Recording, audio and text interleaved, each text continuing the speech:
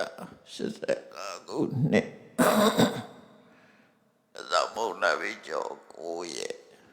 2023ခုနှစ်ဒီဇင်ဘာလ6ရက်ဗုဒ္ဓဟူးနေ့ည၌အွန်လိုင်းမှာဟောကြားအပ်သောအရင်ဤနဲ့ပါပြီးအမြတ်များသောကုသိုလ်များအကြောင်းတရားဒေသနာတော်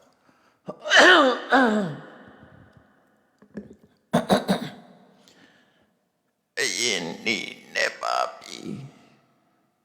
မြတ်များသောကုသိုလ်မြတ်စွာဘုရားကဒီကနေ့ကုဋ္ဌဒနာသုံးပါဟောကြားထားတဲ့အနေထုတ်လုပ်ပြီးတော့ဒီကနေ့ဟောပြောမှာဖြစ်တယ်အရင်ဤများပြီးအရင်ဤနဲ့ပါပြီးအမြတ်များသောကုသိုလ်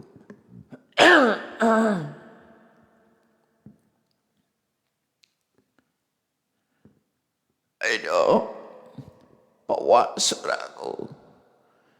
မြတ်စွာဘုရားကအကျဉ်းချုပ်ဟောတဲ့အခါမှာဘဝဆိုတာဒုက္ခပဲ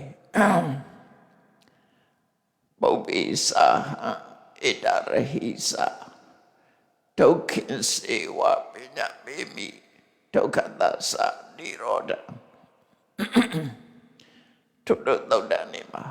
အထူးသဖြင့်အနုရာဒသုတ်တန်မှာလည်းအဲ့လိုခေါ်ထားတာရှိရှေးရခင်ကရောအခုရောဒုက္ခနဲ့ဒုက္ခနိရောဓနှစ်မျိုးကိုမြတ်စွာဘုရားဟောကြားခဲ့တာရှိတယ်အဲ့တော့လောကကြီးမှာအရှိတရားဆိုတာဒုက္ခနဲ့ဒုက္ခနိရောဓဘဝဆိုတာဒုက္ခပဲဒါတော့ထင်ရှားတယ်သစ္စာလေးပါးကိုကြည့်လိုက်မယ်ဆိုရင်လေဒုက္ခသစ္စာဒုက္ခသစ္စာဆိုတာအလုံးကိုချုပ်ပြီးတော့ပြောတာခန္ဓာ၅ပါးရဲ့ဖြစ်မှုကိုဘဝလို့ခေါ်တာအဲ့တော့ခန္ဓာ၅ပါးဆိုတာဒုက္ခပဲအဲ့ဒီရသော်ပြရဲ့သုံးသပ်ချက်ကတော့သရဝရိယထားတဲ့ခန္ဓာ၅ပါးသည်ဒုက္ခသာဖြစ်တယ်သစ္စာရှုတော့ကပြောရင်လည်းဒုက္ခပဲပဋိစ္စသောဥပ္ပါရှုတော့ကပြောရင်လည်းဧဝမေတ္တကေဝလတဒုက္ခခန္ဓာဒုက္ခစုပဲလို့ပြောတယ်နော်သစ္စာရှုတော့ကကြည်ပဋိစ္စသောဥပ္ပါရှုတော့ကကြည်မြတ်စွာဘုရားဘဝကိုဒုက္ခလို့ပဲသတ်မှတ်ခဲ့တာဖြစ်တယ်ဘာဖြစ်လို့ဒုက္ခလို့သတ်မှတ်တာလဲလို့ဆိုလို့ရှိရင်ပฏิမြဲလို့သာဖြစ်တယ်မမြဲတဲ့အရာဒီအဲ့ဒါကိုလေယတနိစ္စတန်ဒုက္ခမမြဲတဲ့အရာဟာဒုက္ခပဲလို့ပြောတာအဲ့ဒီဒုက္ခဘဝရထားတဲ့အခါမှာဒုက္ခရထားတာဖြစ်တော့ကြောင့်အဲ့ဒီဒုက္ခသက်သာဖို့အတွက်ကုသိုလ်ကောင်းမှုတွေလုပ်ကြတယ်ဘူးလေးရပယုံစင်ဆိုတာလည်းပဲရထားတာကဒုက္ခအဲ့ဒီရထားတဲ့တည်းမဲ့ကိလေသာတွေကိုကြောက်ပြုပြီးတော့အကုသိုလ်တွေလုပ်တယ်ဆိုလို့ရှိရင်ပပစကားမှာ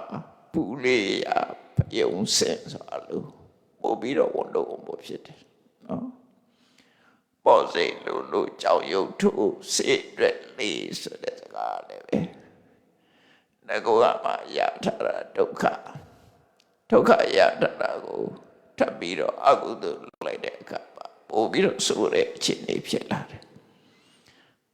အဲ့ဒါကြောင့်မလို့လူတိုင်းဟာကိုရထားတဲ့ဘဝကိုဒုက္ခလို့ရှုတတ်ဖို့လိုအပ်တယ်ပေါ့ ဒုက္ခလို့ရှုမြင်ရမှာဖြစ်တယ်သစ္စာရှုတော့ငါကြည့်ဒုက္ခပဲပထမသစ္စာကိုရထားတယ်သုဒ္ဓနကုမဆိုရင်မြတ်စွာဘုရားကယောဘိက္ခွေရူပတ္တဥပါဒောဒုက္ခတိတောဥပါဒောရုပ်တရားဖြစ်ပေါ်လာခြင်းဟာဒုက္ခဖြစ်ပေါ်လာခြင်းသာဖြစ်တယ်ယောဘိက္ခွေဝေဒနာယဥပါဒောစိတ်ခံစားမှုဖြစ်တတ်လည်းပဲဒုက္ခဖြစ်တတ်တယ်ယောဘိက္ခွေသိညာယဥပါဒောဒုက္ခတိတောဥပါဒောစိတ်ရဲ့မသိညာလည်းပဲဒုက္ခပဲယောဘိက္ခွေသင်္ခါရဏဥပါဒောဒုက္ခတိတောဥပါဒောသင်္ခါရဆိုရယ်စိတ်ဆောကြံတွေးတတ်တဲ့တရားတွေဖြစ်ပေါ်လာမှုကလည်းဒုက္ခဖြစ်ပေါ်လာတာပဲယောဘိက္ခွေဝိညာဏတ္တဥပါဒောဒုက္ခတိတောဥပါဒောအသိစိတ်ဆိုတဲ့ဝိညာဉ်ဖြစ်လာတာလည်းဒုက္ခဖြစ်လာဆိုလိုတာကတော့ခန္ဓာ၅ပါးရဲ့ဖြစ်ပေါ်မှုသည်ဒုက္ခဖြစ်ပေါ်မှုသာဖြစ်တယ်အဲ့ဒီဒုက္ခကိုသက်သာဖို့အတွက်ကုသကောင်းမှုလုပ်ကြတာဖြစ်တယ်လူတွေရဲ့တဏ္ဍမှာလွှမ်းမိုးပြီးတော့ချုပ်ကိုင်နေတာကကိလေသာတွေဖြစ်တယ်ဘဝကိုရစေတဲ့အကြောင်းကိုသစ္စာလေးပါးမှကြတော့တဏ္ဍဒုက္ခသမုဒယအရိယသစ္စာတဏ္ဍဟာဒုက္ခကိုဖြစ်စေတဲ့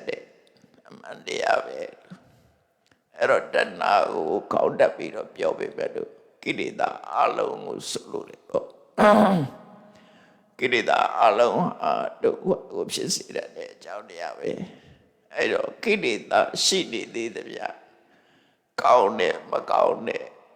တရားတွေကိုယ်ရင်ထဲမှာဖြစ်နေဦးမှာပဲဖြစ်တယ်အဲ့ဒီကိလေသာတွေရှိနေသမျှကလပတ်လုံးကောင်းတဲ့ကုသိုလ်ဆိုတာလည်းရှိနေမယ်မကောင်းတဲ့အကုသိုလ်ဆိုတာလည်းလုပ်နေကြလိမ့်မယ်ရထားတာကမှဒုက္ခရထားတဲ့ထဲမှာအကုသိုလ်လုပ်လိုက်လို့ရှိရင်ဘဝမှာပို့ပြီးတော့နိမွန်းပွေရစေတော့ဒီပို့များသွားတယ်အဲ့ဒါကြောင့်မလို့နိဗ္ဗာန်မရခင်စัจ जा တတစီဖို့အတွက်မြတ်စွာဘုရားကကုသိုလ်တရားကိုလုပ်ပါအကုသိုလ်ရှောင်ပါလို့ဟောတာဖြစ်တယ်နော်ရထားတာကဒုက္ခအဲ့ဒီဒုက္ခတတဖို့အတွက်သဗ္ဗပပတ္တအာကရဏအကုသိုလ်မှန်သမျှမပြုနဲ့ကုသလတုပတ္တပရာကုသိုလ်တရားတွေကိုတတ္တဝပြည့်စုံအောင်လုပ်လို့ဆိုတာရထားတဲ့ဒုက္ခတတရတတကြောင့်နိလပေးတာဖြစ်တယ်လုံးဝဒုက္ခကမလွတ်သေးရင်တတပဲဆိုပါစို့ကုသိုလ်ဆိုတဲ့နေရာမှာကုသိုလ်တရားတွေရဲ့ပထမဆုံးအရေးကြီးတဲ့ကုသိုလ်ကပါလေနော်ဘုရားဘာသာတွေသိထားဖို့လိုတယ်ကုသိုလ်တရားတွေရဲ့အစပထမဆိုလိုတာကပထမဆုံးလုပ်ရမယ်ကုသိုလ်ပဲကုသိုလ်လဲသီလပဲဖြစ်တယ်ကောစာတိကုသလနာဓမ္မနာသီလင်္စသုဝိသုဒ္ဓံကုသိုလ်တရားတွေရဲ့အစဆိုတာသီလပဲဖြစ်တယ်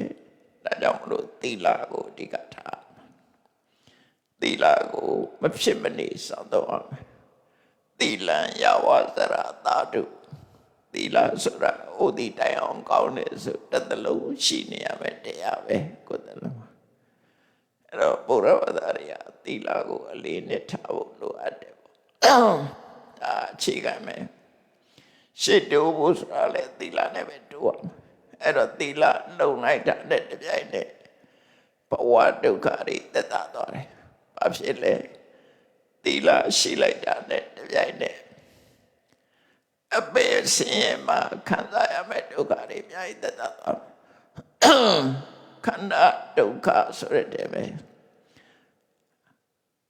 လူသားတွေကြုံတွေ့ရတဲ့ဒုက္ခတဲ့ငရဲသားတွေကြုံတွေ့ရတဲ့ဒုက္ခကမတမဆိုးတယ်နော်တရိစ္ဆာန်တွေကြုံတွေ့ရတဲ့ဒုက္ခကဆိုးတယ် ပြိတ္တာတွေကြုံတွေ့ရတဲ့ဒုက္ခကဆိုးတယ်အဲ့ဒီဒုက္ခတွေသက်သာဖို့အတွက်သီလကိုလုံအောင်ထိန်းသိမ်းဆောက်ပါအဲ့တော့သီလဆိုတဲ့ကုသိုလ်တရားကုသလဆိုတာအပြစ်ကင်းပြီးတော့ကောင်းကျိုးတွေကိုဖော်ဆောင်နိုင်တဲ့တရားအဲ့ဒီကုသိုလ်တရားကဘဝမှာဆင်းရဲဒုက္ခကိုအများကြီးသက်သာစေတယ်ခန္ဓာဒုက္ခရှိနေပြီပဲလို့အပါယဒုက္ခအဘယ်ဘုံမှာကြုံတွေ့ရမယ့်ဒုက္ခကနေသူကကဲ့တင်ပေးနိုင်တယ်ကဲ့တင်ပေးနိုင်တယ်ဒါကြောင့်မလို့ဒုက္ခသက်သာဖို့အတွက်သံဃာထဲမှာသီလဆိုတာလောက်မှဖြစ်တယ်ဒါကမရှိမဖြစ်အဓိကလောက်အောင်မယ်သီလရှိလိုက်တဲ့အတွက်ကြောင့်အဘယ်ဘုံသားတွေကြုံတွေ့ရတဲ့ဆင်းရဲဒုက္ခတွေကလွတ်မြောက်သွားပြီလူတိုင်းအားလက်တွေ့မျက်မြင်ကြည့်လိုက်မယ်ဆိုရင်တရိစ္ဆာန်တွေရဲ့ဒုက္ခဘလောက်ကြီးမားတယ်လူတွေကအနိုင်ကျင့်ပြီးတော့တပ်ဖြတ်စားတော့နေကြတယ်နွားတွေကြွယ်တွေဆိုရင်လည်းလူတွေကနှစ်ဖက်ရုပ်ထိုးပြီးတော့ခိုင်းစားနေကြတယ်သူတို့ရဲ့ဒုက္ခကိုချင်းစာကြည့်လိုက်မယ်ဆိုရင်ဘယ်တမဆိုရတယ်လူတွေရဲ့တိရစ္ဆာန်တွေပေါ်မှာထပ်ပိုးပြီးတဲ့ဒုက္ခတွေအလုံးကိုများတပ်ဖြတ်နေကြတာဆိုအဲ့ဒုက္ခတွေအဘယ်ဘုံသားတွေကြုံတွေ့နေရတဲ့ဆင်းရဲဒုက္ခတွေသီလလုံလိုက်တာနဲ့အဲ့ဒီဆင်းရဲဒုက္ခတွေကလွတ်မြောက်သွားနိုင်သို့တော့ခန္ဓာဒုက္ခကတော့မလွတ်နိုင်သေးဘူးခန္ဓာဒုက္ခမလွတ်နိုင်သေးဘူးအဲ့တော့ခန္ဓာဒုက္ခကလွတ်ဖို့ရအတွက်ကြတော့သီလအပြင်မှာသမထဝိပဿနာဆိုတဲ့ဘာဝနာတရားတွေပွားများအထုဖို့လိုအပ်သေးတယ်နောက်ဆုံးမှာဝိပဿနာတရားအထုမှဘဝဒုက္ခကလွတ်နိုင်တာဖြစ်တယ်ပေါ့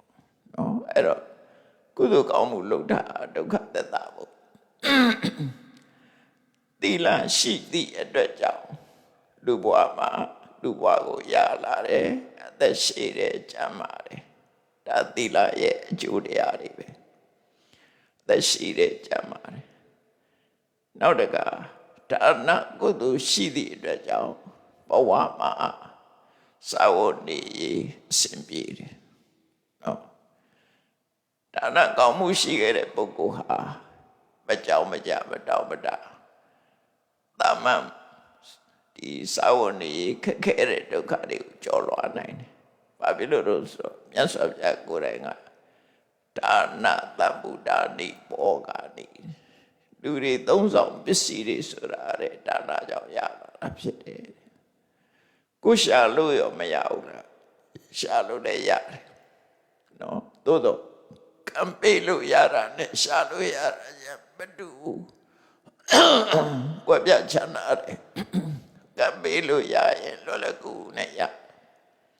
ရှာတဲ့အခါကျတော့အမတမပင်မဆင်းရဲတော့ရှာကြတယ်။အဲ့တော့ဒါနကောင်းမှုရှိလို့ရှိရင်ဘဝမှာ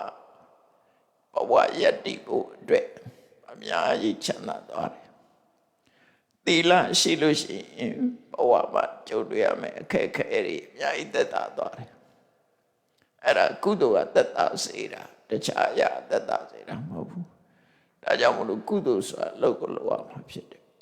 ကိုယ့်ဘဝကိုစင်မြင့်နေရင်ကုသိုလ်ဆိုတာရှိကိုရှိရဒီလိုဆိုလို့လည်းပေါ့နော်အဲ့တော့သီလဆိုတာကိုခြေခံလိုက်မယ်ကုသိုလ်ကောင်းမှုတွေဘုရားရဲ့တရားတော်အရာအစစ်စစ်လုပ်သွားဖို့လိုအပ်တယ်ဘယ်ရပဲဖြစ်ဖြစ်လေဘယ်တို့ဒီဂရီတို့ဆိုတာရှိတယ်သူ့လေဘယ်နဲ့သူဒီဂရီနဲ့သူပစ္စည်းဥစ္စာတွေတောက်ပါပဲ quality ချင်းတူတာမဟုတ်ဘူး အဲ့တော့ကုသိုလ်ဆိုတဲ့အထဲမှာလည်းပဲကုသိုလ်တွေကတစ်ခုနဲ့တစ်ခုမတူကြဘူးပေါ့ဒါနကောင်းမှုနဲ့ပတ်သက်ပြီးတော့ကုသိုလ်နဲ့ပတ်သက်ပြီးတော့ဆင်းရဲဒုက္ခကိုသက်သာစေတဲ့ကုသိုလ်ကောင်းမှုတွေကိုလှုပ်သွားတဲ့အခါမှာကုဋ္ဌဒါနသုံးမှာမြတ်စွာဘုရားရဲ့လမ်းညွှန်မှုရှိတယ်လောကမှာစေရနာတရားနဲ့နောက်ဘဝချမ်းသာဖို့အတွက်ဆိုပြီးတော့အလှကြီးပေးကြတယ်။နော်ရှေးခေတ်ကလည်းအလှပေးတာလည်းရှိတယ်။အဲ့ဒါတွေကိုအလှလုပ်တာဟာဘဝချမ်းသာရေးအတွက်ဆိုပြီးတော့လုပ်ကြတယ်။အဲ့ဒီအလှကြီးတွေကိုယဉ်ညလို့ခေါ်တယ်။ယဉ်ညရစ်ပူဇော်တယ်လို့လည်းပြောရတယ်ပေါ့။လူမှုတမ်းမှုတွေရှေးခေတ်ကလူမှုတမ်းမှုတွေဟာအပြစ်မကင်းတဲ့အလုပ်တွေလည်းပါတယ်ပေါ့အပြစ်ကင်းတဲ့အလှရှိသလိုအပြစ်မကင်းတဲ့အလှတွေရှိတယ် sacrifice လို့ခေါ်တဲ့ရှစ်ပူဇော်တဲ့အလုပ်တွေအားလည်းပဲသူတို့ချမ်းသာခြင်းလို့လုပ်တာပဲဖြစ်တယ်တတ္တဝါတွေကိုတတ်ပြီးတော့ရစ်ပူဇော်တယ်ကိုချမ်းသာရေးအတွက်တတ္တဝါတွေကိုတတ်ဖြတ်ပြီးတော့ရစ်ပူဇော်အဲ့ဒီလိုလှူတဲ့အလှမျိုးဟာအလှလို့ပြောရပေမဲ့လို့ချီးမွမ်းတဲ့အလှမဟုတ်ဘူး။ဘာဖြစ်လို့လဲဆိုတော့အဲ့ဒီလိုအလှမျိုးကိုသူတော်ကောင်းတွေကဝေရရှောင်ညတယ်မသွားဘူး။ညာနာပုဂ္ဂိုလ်တွေသွားရောက်လက်ခံတာမလုပ်ကြဘူး။မြတ်စွာဘုရားလက်ထက်တုန်းကသားကောင်းတွေကိုတပ်ပြီးတော့ရစ်ပူဇော်တဲ့အလေထားရှိတယ်ခုခေတ်ပါနဲ့တူတော့ဆိုရရခြေတဲ့သဘောပေါ့နော်ကောသလမင်းကြီးအိမ်မဆိုးတွေမတဲ့အခါမှာရရခြေဖို့ကြိုးစားတယ်အဲ့ဒါလိုကြိုးစားတဲ့အခါမှာသားကောင်းတွေကိုတပ်ဖြတ်ပြီးတော့ပူဇော်တဲ့ရည်မျိုးတွေကိုလှုပ်ဖို့တိုက်တွန်းတယ်အဲ့ဒါမျိုးတွေပေါ့နောက်ပိုင်းကျတော့မြတ်စွာဘုရားရဲ့အဆုံးအမသူတော်ကောင်းတွေရဲ့အဆုံးအမရလာတဲ့အခါကျတော့အပြစ်ကင်းတဲ့အလှူဒါနဆိုတော့ခုခေတ်ဆိုလို့ရှိရင်စတုဒီတာကျွေးတယ်နော်လာတဲ့ဗျာပုဂ္ဂိုလ်တွေနိဗ္ဗာန်စိတ်ခင်တယ်အလှူကြီးပေးကြတယ်ပေါ့နိဗ္ဗာန်စိတ်ခင်တယ်စတုဒီတာကျွေးတယ်ပရဟိတလုပ်တွေလုပ်ကြတယ်အဲ့ဒါကုသိုလ်လုပ်တာအဲ့ဒီကုသိုလ်တွေအကျိုးမရှိဘူးလားရှိတယ်အဲ့ဒီကုသိုလ်တွေဟာအရင်အနှိများတယ်ဝေယဝိစာတွေလည်းများတယ်နော်လူတွေကအချိန်ပေးပြီးတော့လုပ်ကြရတာဖြစ်အချိန်ပေးပြီးတော့လုပ်ကြရတယ်အဲ့ဒီလိုအရင်အနှီးတွေအများကြီးမရှိပဲနဲ့အမျက်ပိုများတဲ့ကုသိုလ်မျိုးရောမရှိဘူးလားမြတ်စွာဘုရားလက်ထက်တုန်းကကုဋ္ဌဒန္တဆိုတဲ့ပုံနာကြီးကမြတ်စွာဘုရားကိုလျှောက်ဖူးတယ်ဒါနဲ့ပတ်သက်ပြီးတော့အရင်နေ့အလောက်မများပဲဝေယဝိစ္စတွေအလောက်မများပဲသူတော်ဘာတွေကိုဒုက္ခပေးတာအဲ့လောက်မများပဲနော်အကျိုးများများပို့ရနိုင်တဲ့အမြတ်များများပို့ရတဲ့ကုသိုလ်မရှိဘူးလားအဲ့တော့မြတ်စွာဘုရားဟောသွားတာစိတ်ဝင်စားကြကောင်းတယ်တစ်ခုချင်းတစ်ခုချင်းဟောသွားတာနော်အဲ့တော့သားကောင်းနေတပ်ပြီးတော့ရှစ်ပူဇော်တဲ့အလုပ်ကတော့လုံးဝမလုပ်ထိုက်တဲ့အလုပ်တစ်ခုပဲဟုတ်ပြီလှုပ်ထိုက်တာပါတော့ဆိုရင်အနာတပိတတိကြီးတို့လိုနေ့စဉ်နဲ့အများငွေကြေးမြောင်ပြစွာကုန်ကြခံပြီးတော့လာသမျှပုဂ္ဂိုလ်တွေမရှိစင်ရသားတွေကိုထမင်းကျွေးတယ်လို့ကျွေးမွေတယ်လို့စတုဒီတာပဲစတုဒီတာကျွေးတယ်တရက်ထဲမဟုတ်ဘူးနေ့စဉ်ကျွေးတယ်ဟောဒါကြောင့်မို့အနာထပိဋိကလို့ခေါ်တာသူ့အိမ်မှာတနေ့ ငွေကြေးထောင်ချီကုန်ချခံပြီးတော့အလှမန္တကြီးဆောက်ပြီးတော့အမြဲတမ်းကြွေးမွေးနေတာအဲ့ဒီလိုအမြဲတမ်းကြွေးမွေးတယ်ဆိုတော့ဝိယဝိဆာလောက်ရတဲ့ပုဂ္ဂိုလ်တွေလည်းအများကြီးပဲလောက်ရတယ်အရင်ဤတွေများတယ်ဒါပေမဲ့လို့အဲ့ဒီကုသိုလ်တဲ့အရင်ဤနဲ့ပြီးတော့အကျိုးပို့ရတဲ့ကုသိုလ်မျိုးရှိသလားတော့ဗမာပြည်နဲ့နားလည်အောင်ပြောရမယ်ဆိုရင်စတုဒိတာကျွေးတာတဲ့ပို့ပြီးတော့အကျိုးမြတ်များတဲ့ကုသိုလ်ရှိတယ်မြတ်စွာဘုရားရှိတယ်တဲ့အဲ့ဒီကုသိုလ်ကဘာကုသိုလ်လို့ဆိုနေသဒါနအနုကုလယဉ်ညာလို့ခေါ်တယ်ကိုကျင့်သီလရှိတဲ့ပုဂ္ဂိုလ်တွေကိုကိုကျင့်သီလရှိတဲ့ပုဂ္ဂိုလ်တွေကိုရည်စူးပြီးတော့အလှူဒါနလုပ်တာအကုန်လုံးကိုလှူတာမဟုတ်ဘူးတကယ်ကိုကျင့်သီလရှိပြီးတော့ကျင့်ကောင်းတဲ့ပုဂ္ဂိုလ်တွေကိုလှူတာနေသဒါနဥမာမဲ့မြမပြေအနေနဲ့ပြောမယ်ဆိုလို့ရှိရင်ကျန်အန္တငါတွေကိုနေစဉ်ဆွန်လောင်းနေနော်ဆွန်လောင်းနေပုံစွန်လောင်းနေဆိုမျိုးပေါ့တို့မဟုတ်ကိုယ်အိမ်ကကိုတတ်နေတဲ့တော့နေစဉ်ချက်ပြီးတော့ဆွန်လောင်းနေနေသဒါနကိုစားရတဲ့ကနေစဉ်လောင်းနေနေသဒါနဆိုတာထာဝရလှူနေတဲ့အလှူတစ်ခုပေါ့နေသဒါနအမြဲတမ်းလုပ်တယ်တရက်မှမပြတ်ဘူးကုသိုလ်ကောင်းမှုလုပ်နေကြတယ်အနာတပိတတိရဲ့အိမ်ဆိုလို့ရှိရင်ရှမ်းသံဃာတွေကိုတနေ့900ပင်ပြီးတော့ဆွမ်းကတ်တယ်နော်အမြဲတမ်းနေစဉ်လှူတာစရေးရမဲနဲ့မဲကြရကိုရောတွေကိုပင်ပြီးတော့အမြဲတမ်းအိမ်မှာဆွမ်းကတ်တယ်ဓမ္မပရရဲကြတော့900တောင်မကအောင်ရှင်နဲ့ပြတယ်အဲ့တော့နာရဝိတ္တိကနေစဉ်အိမ်မှာဆွမ်းကတ်တယ်အဲ့ဒါမျိုးကိုနေသဒါနလို့ခေါ်တယ်အဲ့ဒီနေသဒါနအနုကုလဆိုတာဘိုးဘွားမိဘလက်ထက်ကလေးက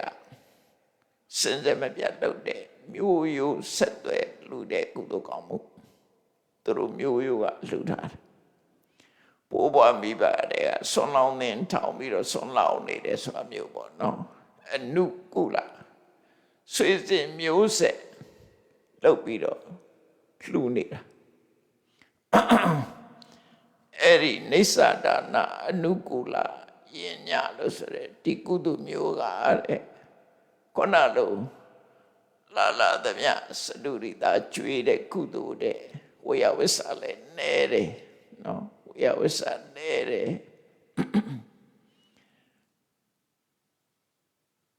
အရင်ဤလည်းနဲတယ်သို့တော့ခုနကအလှူတွေတဲ့အမြတ်ပိုများတယ်အကျိုးပိုများတယ်လို့ပြောတာ။ဘာလို့လဲဆိုအမြဲလုပ်တာအမြဲလုပ်နေသည့်အတွက်ကြောင့်ဝိယဝိဆာနေသဒါနအပြတ်မခံမနဲ့အမြဲလှူနေတဲ့လှူကဆွေစဉ်မျိုးဆက်မပြတ်အောင်ဝဏိဘတ်တစ်ခုအနေနဲ့လှူနေတဲ့လှူအဲ့ဒီလှူကပို့ပြီးတော့တခါတရံနော်စတုဒိတာကျွေးတဲ့အလှူကြီးတွေတခါအလှူပေးတာတွေတဲ့ပို့ပြီးတော့အကျိုးမြတ်များတယ်လို့ဆိုလို့နော်အဲ့တော့ကုတ္တဒါနပုံနာရမေးတယ်အရှင်ဘုရားတဲ့နိစ္စဒါနအမြဲတမ်းလှူနေဖို့ဆွေစဉ်မျိုးဆက်လုပ်ဖို့ဆိုတာလေမလွယ်လာဘူးတဲ့မလွယ်လာဘူးဝိယဝိဆာတွေရှိနေတယ်ပေါ့နေစဉ်ဆိုတဲ့နေစဉ်ဝိယဝိဆာရှိနေမယ်အဲ့ဒါလောက်ဝိယဝိဆာအရင်ဒီမများပဲနဲ့ပို့ပြီးတော့တည်တဲ့အကျိုးကြီးတဲ့ကုသိုလ်ကောင်းမှုရောရှိသေးလားနော်သူတော့နေစဉ်ချက်ပြုတ်လှူဒန်းနေရတဲ့ဒုက္ခကမသေးဘူးအဲ့ဒါကြောင့်မို့လို့အဲ့ဒီလောက်လှုပ်ရှားမလို့ပဲနဲ့လှုပ်တဲ့ကုသိုလ်တို့တော့အကျိုးကြတော့ပို့ပြီးတော့ရမယ်အဲ့ဒီကုသိုလ်ရှိလားဆိုရှိတယ်တဲ့အဲ့ဒီကုသိုလ်ကပါတော့ Sadotitan tanga odita viharan grodi. Sauduku Ayalimanaga Pebogu Lala Suluraga Lambis Ayaluhamyu Lala the Miapoguri went out Dekuna Nebo Lambis Ayaluhamyu Saudi Tanga Yisubi Sadorita Tanga Yisubi Solo Ludan Chow Sao Lu no Eddie Sao Ludes Raha the Kabe Lower Sao the Ku Sauda like Lucy said Nis and Anne they beat on Kanga Mama Sauda Lucy said Nid Dream Piamalo and in the said Dream Piamalo now that Lucy Amalo the Kabe Lower I don't we are with an area good down the John Solo Ludan like day so as a Eddie John the John goes Solo Ludan Kudu now this in life is a low needs Yamalo John Lupi Davis in Kuduya. I don't we are a Dana Sure John Luga Kona Nisa Dana Sweet music Loyade Nukula Eddie Kudu Kamudi de Popido Yeni Nebabi, a Miapu Yare, yes, a horror. Horror, Kudadana Ponajiga. John South Lude, Sura, how about it? The Kabe Soyama, Nibomyaza, Chonga, Senile de Nine, Nins, don't they lazy, Nidia Tia, go to Tade, Sawa Shina.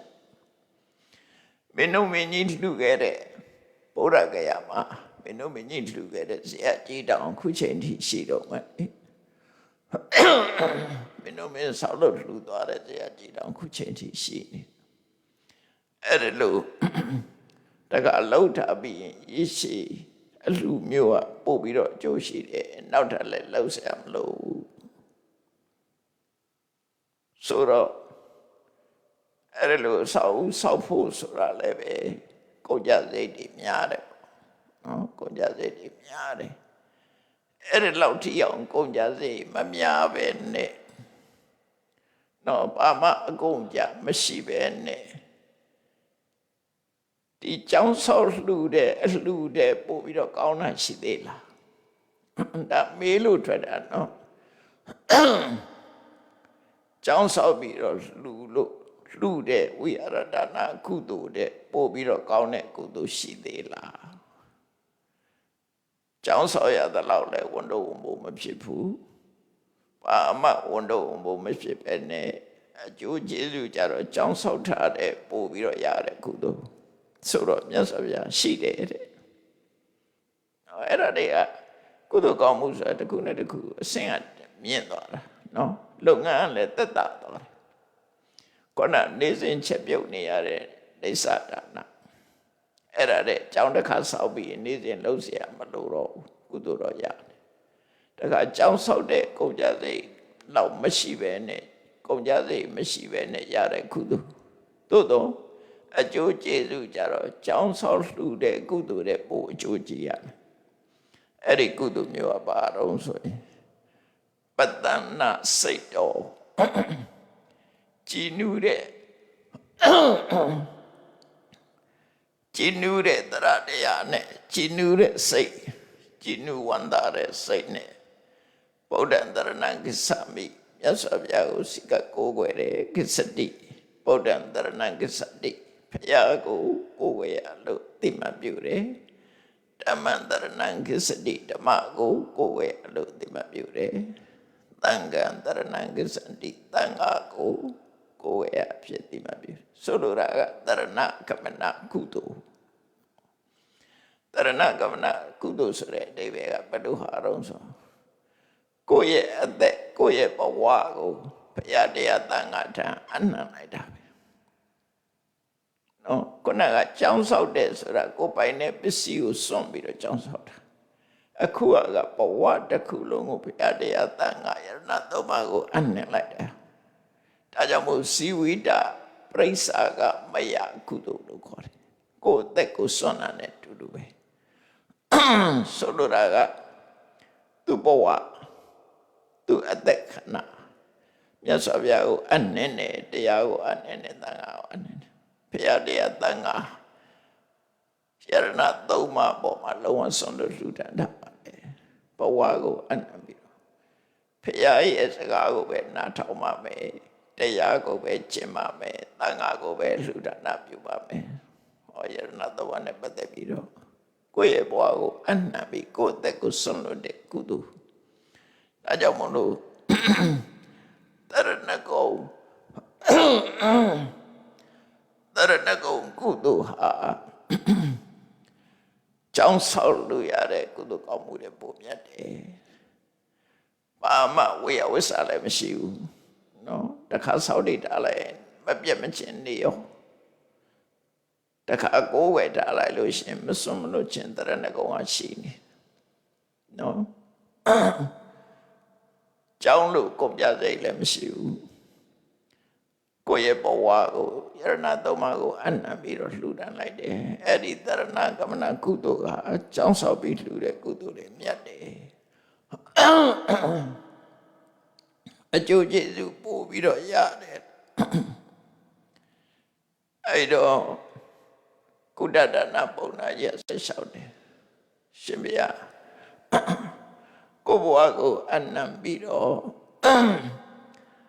တရဏဂုံဆောက်တည်ရတဲ့ကုသိုလ်တဲ့ပို့ပြီးတော့အကျိုးများရှိနိုင်တဲ့ကုသိုလ်ရှိသေးလားအဲ့တော့မြတ်စွာဘုရားကရှိသေးတယ်တဲ့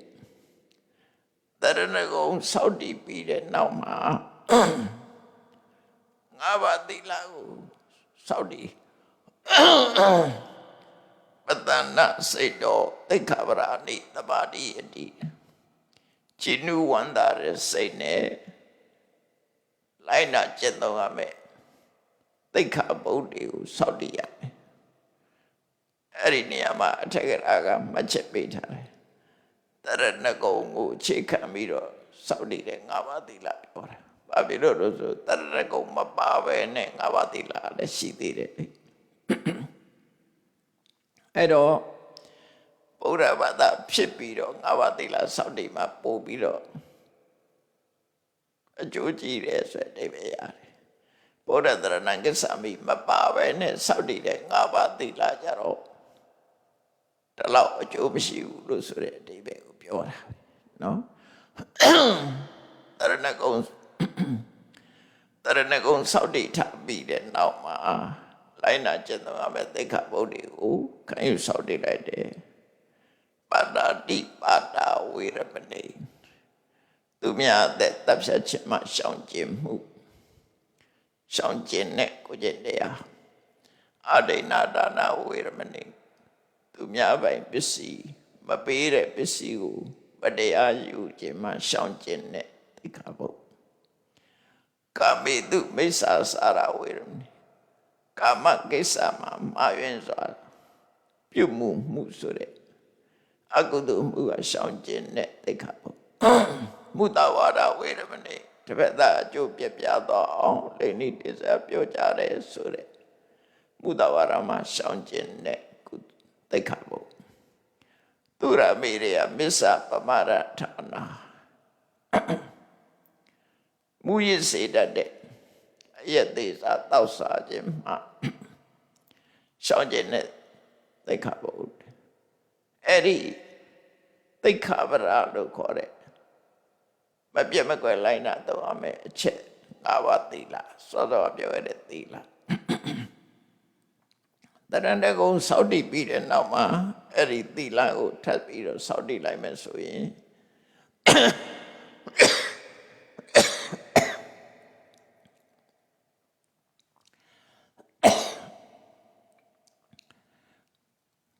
တရဏဂုံစောင့်တည်လိုက်တဲ့သီလကသီလတရဏဂုံစောင့်တည်ပြီးတော့ငါးပါးသီလထပ်ဖို့ပြီးတော့စောင့်တည်လိုက်တဲ့ကုသိုလ်ကပို့ပြီးတော့အကျိုးရှိတယ်ပို့ပြီးတော့အကျိုးရှိတယ်အဲ့တော့ဟုတ်ပြီဒါ ဒီကုသိုလ်တွေအတခုနဲ့တခုမတူလာဘူးပေါ့နော်နံပါတ်1ကနေသဒါနနံပါတ်2ဝိဟာရဒါနနံပါတ်3တရဏဂုံနံပါတ်4ငါးပါးသီလ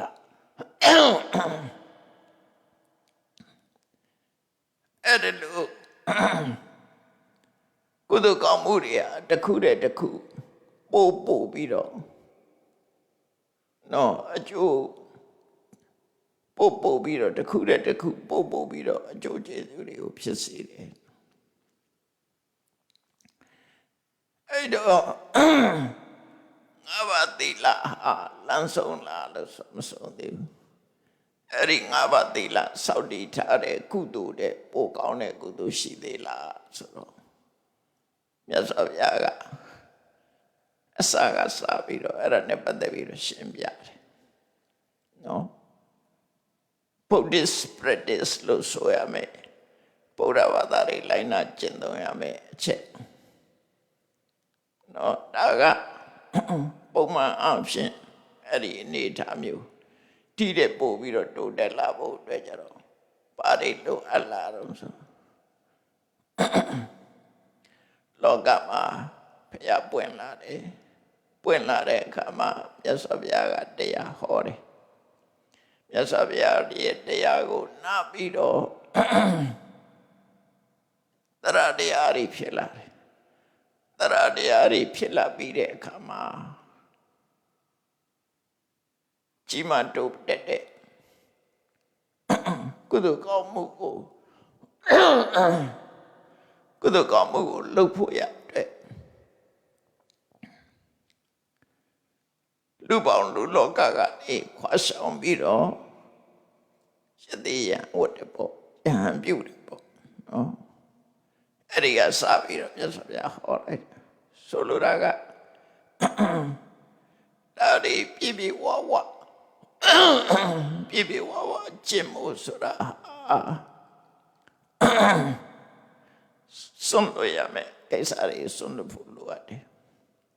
ကုသိုလ်ကောင်းမှုကိုအပြည့်အဝလုပ်ချင်လို့ရှိရင်လူဘဝ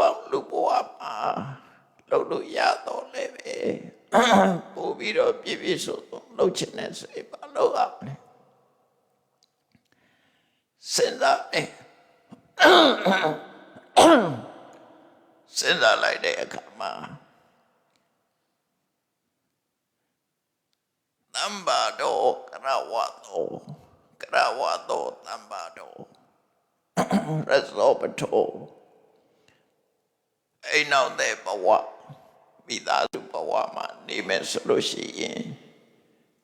ကုသိုလ်ဖြစ်ဖို့ရအတွက်ခက်ခဲတွေရှိတယ်ကုသိုလ်ဖြစ်ဖို့ခက်တယ်မိသားစုကိစ္စနဲ့ကုသိုလ်လုပ်ဖို့ရခက်ရင်နေဒါကြောင့်မို့မိသားစုဘဝမှာနေမယ်ဆိုလို့ရှိရင်ကိလေသာဖြစ်များပြီးတော့ကုသိုလ်လုပ်ဖို့အကျဉ်းကျပ်တယ်မွန်းကျပ်တယ်ပေါ့လူဘဝအဘောကတော့ပပိစာလွတ်လပ်အဲ့တော့တဲ့ဘဝမှာမနေပဲနဲ့ရဟန်းဘဝကိုကူးပြောင်းလိုက်တာဟာလူမြင့်ကြီးနဲ့လာဒရန်တူတယ်လွတ်လပ်တယ်ဆိုလိုတာကကာယဝိဝေကဖြစ်တယ်လို့ပြောတာကာယဝိဝေကဖြစ်တယ်ကိုတယောက်တည်းကိုယ်တော်ကိုနေလို့ရတယ်မိသားစုဘဝမှာနေရင်ကိုတယောက်တည်းကိုလှုပ်ချင်တာလှုပ်လို့မရဘူးနော်အဲ့တော့မိသားစုဘဝကိုစွန့်လွတ်ပြီးတော့ယဟန်ဘဝကိုကူပြောင်းလိုက်တယ်အဘောကတော့ပပိစာယဟန်ဘဝကြီးလွတ်လပ်တယ်လူမြင့်ကြီးနဲ့တူတယ်ဆိုပြီးတော့ယဟန်ဘဝရောက်လာတဲ့အခါမှာနံပါတ်1ယဟန်သီလတွေကိုကျင့်သုံးတယ်ထိုသီလခိုင်မာဖို့အတွက်တတိထားပြီးတော့ဒွါရ6ပါးမှာကိလေသာတွေမဖြစ်အောင်တတိထားပြီးတော့နေတယ်ရှားသမျှလေးနဲ့ကျင့်တတ်တဲ့ရောက်ရဲတယ်အမြဲတမ်းတတိတမ္ပဇေညာတတိရှိပြီးတော့စဉ္ညစ်တို့တရားနဲ့နေတယ်ဒီအခြေခံတရားတွေ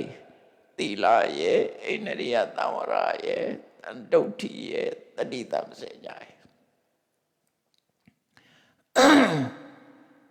အဲ့ဒါလို့နေလိုက်လို့ရှိရင်ခုနငါးပါးသီလတမန်ဆောက်တည်တာတဲ့ပုံမြတ်လာတဲ့အဲ့ဒါလို့ပြီးတော့သူသမထကျင့်တယ်ကိုကျင့်တယ်သမထကျင့်တယ်ကိုကျင့်တယ်သမထကျင့်တယ်ကိုကျင့်တယ်ဆိုပထမဇန်ရဖို့အတွက်ကာမဂုဏ်အာယုန်တွေကိုလုံးဝဆွံ့လွှဲနော်ကာမဂုဏ်အာယုန်တွေနဲ့ဝေးအောင်နေရမယ်ဝိဝိစေဝကာမေဟိဝိသအကုသလေဟိဓမ္မေနိဝရဏတရားတွေကင်းအောင်နေရမယ်ကာမဂုဏ်အာယုန်စိတ်တွေကိုဖယ်ခွာရမယ်နော်အကုသိုလ်တွေကင်းနိုင်တဲ့ပြန်ကင်းအောင်ရှင်းပြီးတော့နေရမယ်ဘာနဲ့လောက်အောင်လဲဆိုရင်သမာဓိလုပ်ငန်းတစ်ခုလုပ်သမာဓိလုပ်ငန်းတစ်ခုလုပ်တဲ့အခါမှာကာမဂုဏ်အာယုန်တွေကင်းပြီးတော့အကုသိုလ်တွေကင်းတဲ့ဝိဝေကာသပိဋိဒုက္ခကာမဂုဏ်အာယုန်တွေကလွတ်ကင်းတဲ့ချမ်းသာဒုက္ခတစ်မျိုးဆိုရအဲ့ဒီချမ်းသာကကာမဒုက္ခနဲ့မတူကာမဒုက္ခဆိုတာနော်နှစ်ယောက်တွဲပြီးတော့နေလို့ရတဲ့ပျော်ရွှင်မှုဝိဝေကဒုက္ခဆိုတာတယောက်တည်းရတဲ့ပျော်ရွှင်မှုအဲ့တော့ဝိကသပိဋိဒုက္ခနဲ့ရလာပထမဇာရအဲ့ဒီပထမဇာရလို့တိဇံရတဲ့ပုဂ္ဂိုလ်ဟာသိဆုံးသွားလို့ရှိရင်သူကပထမဇာရရင်ပထမဇာပြမဘုံမှာသွားဖြစ်တယ်ပထမဇာပြမဘုံမှာမဟာဂတ်တကဘာထီအောင်တတန်းရှိနော်နဲ့ပြောရမှာမဟုတ်ကဘာနဲ့ချီပြီးတော့သက်ရှိကဘာနဲ့ချီပြီးတော့အသက်ရှိလိုက်တဲ့ဆိုသူ့ရဲ့ဘဝဟာဆင်းရဲဒုက္ခတွေအများကြီးတက်တာသွားတယ်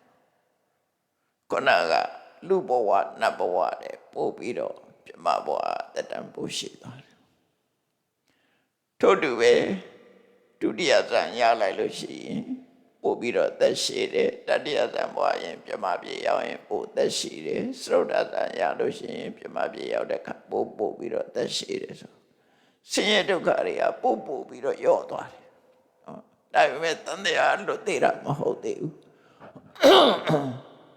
ကုသိုလ်ကောင်းမှုတွေဆင်းရဲဒုက္ခကိုယော့ပါသွားစေတယ်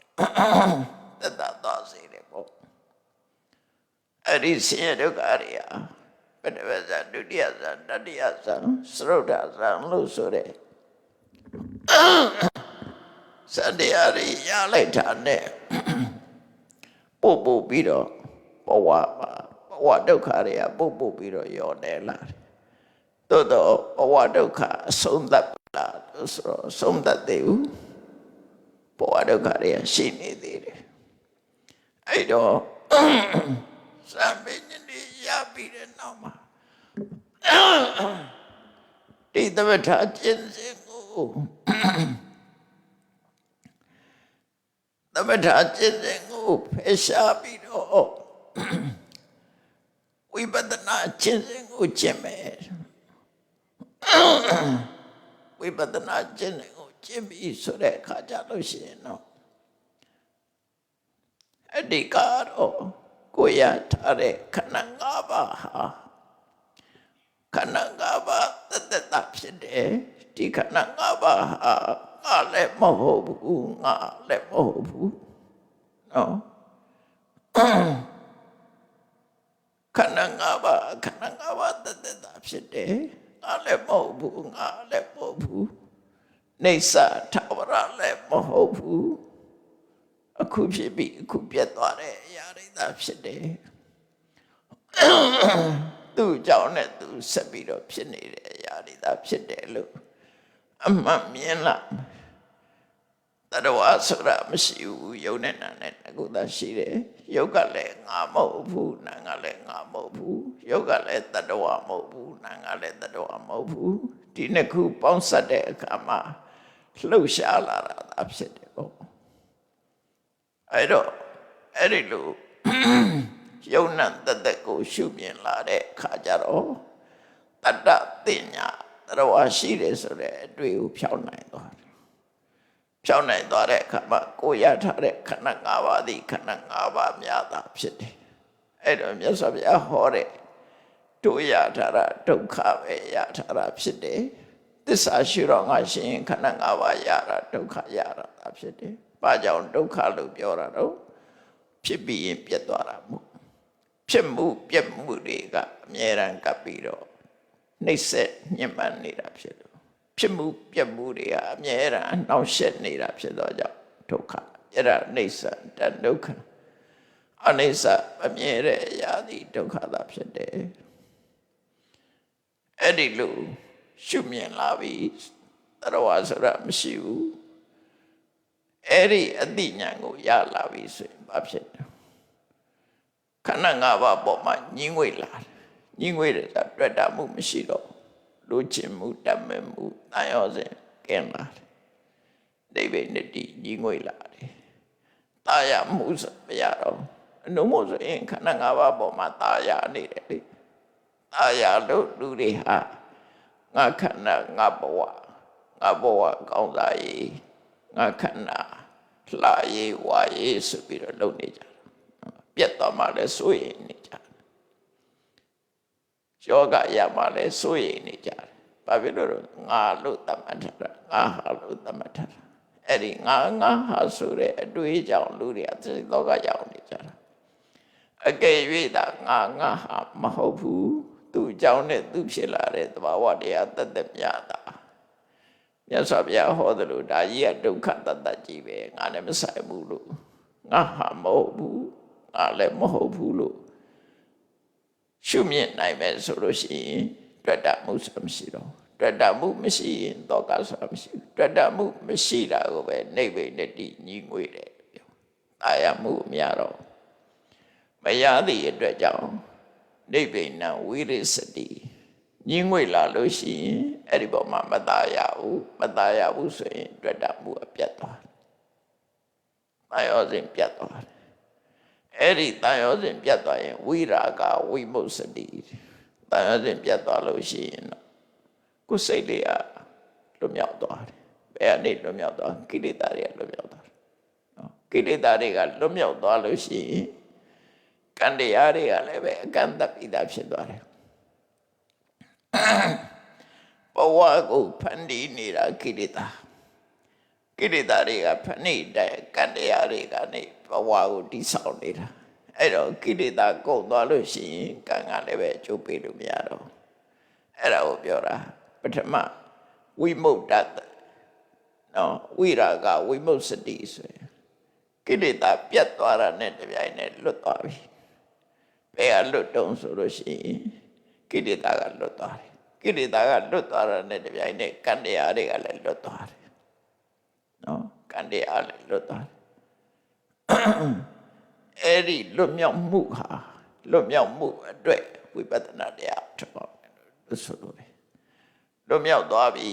ပထမကိလေသာကလွတ်တယ်နောက်ပြီးတော့ဒုက္ခလို့သတ်မှတ်ထားတဲ့ခန္ဓာ၅ပါးနဲ့လွတ်သွားတယ်ကိလေသာကလွတ်တယ်ကိလေသာဒုက္ခကလွတ်တယ်ပြီးတော့ဝတ္တဒုက္ခလို့ဆိုရဲခန္ဓာဒုက္ခကလွတ်တယ်အဲ့တော့မြတ်စွာဘုရားဟောတာတဲ့ဘဝဆိုတာဒုက္ခဆိုတာအဲ့ဒီဒုက္ခကြီးရာတွေမှာဆုံးသက်သွားတာနော်အဲ့ဒါကြောင့်မလို့ဝိပဿနာကုသိုလ်ဟာသမထကုသိုလ်နဲ့ပို့ပြီးတော့ကောင်းတယ်တော့ကုသိုလ်အစဉ်စဉ်တစ်ခုနဲ့တစ်ခုပို့ပြီးတော့အကျိုးကျေးဇူးများလာဖို့မြတ်စွာဘုရားဟောတာနောက်တစ်ခါဝိပဿနာကုသိုလ်ကြောင့်ရတဲ့မဲ့ကုသိုလ်ကြတော့ရှိသမျှကိလေသာတွေအလုံးကိုမဲ့လေးစင်နဲ့ပယ်လိုက်တဲ့အခါကိလေသာတွေကုန်သွားတယ်အဲ့ဒီကြတော့မှဒုက္ခဆိုတာကိုကြော်လွန်လိုက်တာဖြစ်တယ်ပေါ့နော်ဒါတော့မှလက်ရှိဒုက္ခလေးကတော့ကြံနေအောင်ပဲပြိဋိဘံစံပြီးတဲ့နောက်မှာတော့ဒီဒုက္ခလုံးဝမရှိတော့ဘူးလို့ဆိုလို့ပြိဋိဘံမစံငယ်အတွင်းမှာတော့ခန္ဓာဒုက္ခရှိနေသေးတယ်အဲ့ဒီခန္ဓာဒုက္ခပထမကိလေသာဒုက္ခကိုအရင်ရှင်းရမယ်ပြီးတော့မှခန္ဓာဒုက္ခကရှင်းမှာဖြစ်တယ်ခန္ဓာဒုက္ခကိုရှင်းရမလို့ဘူးကိလေသာဒုက္ခကိုပဲရှင်းရမယ်ဘာကြောင့်လို့ဆိုရင်ကိလေသာនិရောဓိကမ္မនិရောဓကိလေသာချုပ်ငြိမ့်သွားရင်ကံနေချုပ်ငြိမ့်သွားတယ် ကံနေချုပ်ငြိမ်းသွားရင်ဘဝဒုက္ခချုပ်ငြိမ်းသွားတယ်အဲ့တော့ကိလေသာဖယ်ရှားနိုင်မှုအတွက်ဝိပဿနာတရားဝိပဿနာကုသိုလ်သည်ကုသိုလ်တွေထဲမှာအစင်းမြင့်ဆုံးကုသိုလ်ဖြစ်တယ်လို့မြတ်စွာဘုရားဟောကြားလို့ရမယ်ဖြစ်တယ်ဒါကြောင့်တရားချစ်ခင်သူတော်တဲ့ပြိဿပေါင်းနော်ကုသိုလ်ကောင်းမှုအစဉ်စဉ်လုပ်တဲ့အခါမှာအရင်အနည်းနဲ့ပါပြီးအကျိုးအများဆုံးကုသိုလ်ဟာဝိပဿနာကုသိုလ်ပဲဖြစ်တယ်နော်လုပ်လို့ရတဲ့ကုသိုလ်တွေထဲမှာဝိပဿနာကုသိုလ်ပဲဖြစ်တယ်ဒါကြောင့်တို့တွေဘဝဒုက္ခဘဝရထားတဲ့အချိန်လေးပါဒုက္ခလို့သတ်မှတ်ထားတဲ့ဘဝကဒီဒုက္ခတွေဆုံးသတ်ဖို့အတွက်လောက်ရမယ့်လမ်းစဉ်လောက်ရမယ့်ကျင့်သုံးရမယ့်အကျင့်တရားဟာအမြင့်ဆုံးအနေနဲ့ဝိပဿနာတရားပဲဖြစ်တယ်လို့မှတ်သားပြီးတော့ဝိပဿနာတရားပွားများအထောက်နိုင်ဖို့ကြိုးစားနိုင်ကြပါစေကုန်သတည်း